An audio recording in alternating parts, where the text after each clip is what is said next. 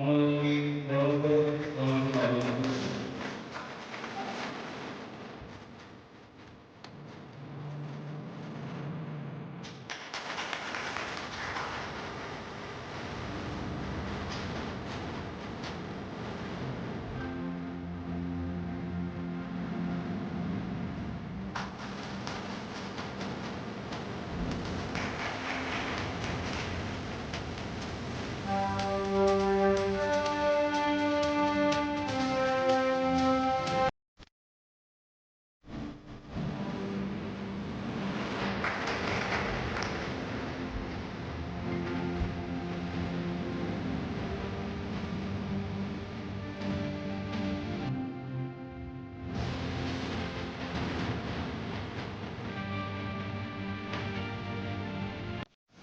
All Tripura book sellers and publishers অ্যাসোসিয়েশনের ধর্মনগর বিভাগীয় কমিটির আজ 13তম বর্ষ তথা পঞ্চম দ্বিবার্ষিক সাধারণ সভা।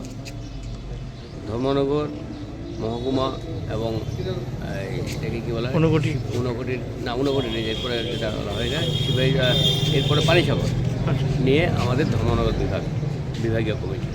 এই বিভাগীয় কমিটির যে সকল ব্যবসায়ীরা আছেন তাদের ব্যবসার মানোন্নয়নের লক্ষ্যে এবং রাজ্যের সামগ্রিক শিক্ষার প্রসারের জন্য আমরা জানি প্রত্যেকটা পুস্তক ব্যবসায়ীর যে একটা বিরাট ভূমিকা আছে।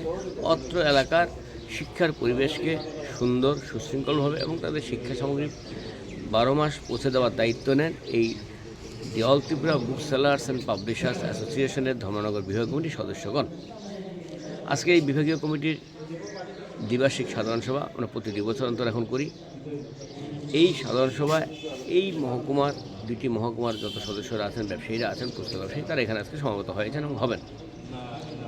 আমরা জানি the all Tripura book sellers and publishers association রাজ্যের একমাত্র প্রাচীনতম এবং বৃহত্তম সংগঠন, যার আয়ুষ্কাল 60 বছরের অধিক। ত্রিপুরার যখন প্রত্যন্ত এলাকা ছিল, কাঁধে বই নিয়ে সারা রাজ্যে আমাদের পুস্তক ব্যবসায়ীরা রাজ্যের শিক্ষার মানোন্নয়নের জন্য বিরাট ভূমিকা গ্রহণ করেছেন নিজের পেশার পাশাপাশি।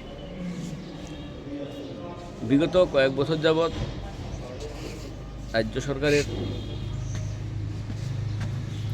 প্রকাশিত এসসিআইটি কর্তৃক নবম, দশম, একাদশ, দ্বাদশ শ্রেণীর বইগুলো বিদ্যালয়ে নগদ টাকার বিনিময়ে বিক্রি করা হতো। এই অ্যাসোসিয়েশনের দাবির ফলে বর্তমান রাজ্য সরকারের মাননীয় মুখ্যমন্ত্রী অধ্যাপক ডক্টর মানিক সরকার মহোদয় তিনি অনুভব করলেন যে রাজ্যের শিক্ষা প্রসারে শিক্ষকদের যেমন একটা বিরাট অনবদ্য ভূমিকা আছে, তার চেয়ে পুস্তক ব্যবসায়ী তথা প্রকাশক সমাজে কোনো অংশে কম নয়। এই জেনারেল মিটিংয়ে আমরা একটা উদ্যোগ নেই এবং এই উদ্যোগের পাশাপাশি আজকের এই সম্মেলনের মাধ্যমে বিগত দিনে মাননীয় মুখ্যমন্ত্রী তথা রাজ্য সরকারের কাছে আমরা একটা দাবি জানিয়েছিলাম। সেই দাবি হলো রাজ্যের যতগুলো বেসরকারি ইংরেজি মিডিয়াম স্কুলগুলি আছে অর্থাৎ ইংলিশ মিডিয়াম স্কুল আছে, সেই সমস্ত স্কুলে আমরা জানি স্কুলের মাধ্যমে সমস্ত বই এবং শিক্ষণ সামগ্রী বিক্রি হচ্ছে।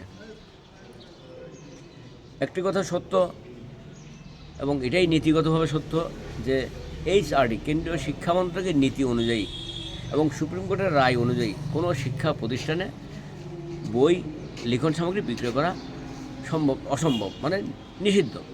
কিন্তু সেই নীতিকে তোয়াক্কা না করে স্কুলগুলিতে বিক্রয় করা হচ্ছে। এতে ছাত্র সমাজ, শিক্ষক সমাজ ক্ষতিগ্রস্ত হচ্ছে। কেন?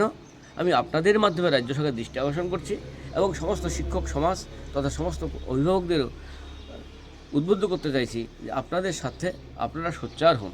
কেননা আমরা বর্তমান শিক্ষানীতির পদ্ধতিতে বলা আছে ছাত্রদের কাঁধের বোঝা কমানোর জন্য, কিন্তু যেখানে দেখা যায় 5টা বা 7টা বই দিলে কোনো একটা ক্লাস 3, 4, 5, 6, 7 যাই স্কুল ক্লাসে বলি না কেন 5টা বা 7টা ম্যাক্সিমাম বই দেওয়ার কথা, কিন্তু সেখানে ব্যবসায়ী মনোবৃত্তি নিয়ে সেই সমস্ত স্কুলগুলো 20-25টা বা ততোধিক বই দিয়ে ভারাক্রান্ত করছেন।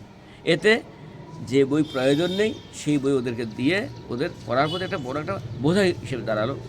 ঠিক তদ্রূপভাবে গার্জিয়ান তথা অভিভাবক সমাজ যে টাকা হয় যেখানে 1000 টাকা 2000 টাকা বই কিনলে সম্ভব হতো সেখানে 5-7,000 বা 10,000 টাকা বই কিনতে হচ্ছে, অর্থাৎ অর্থনীতির একটা বিরাট শোষণ চলছে।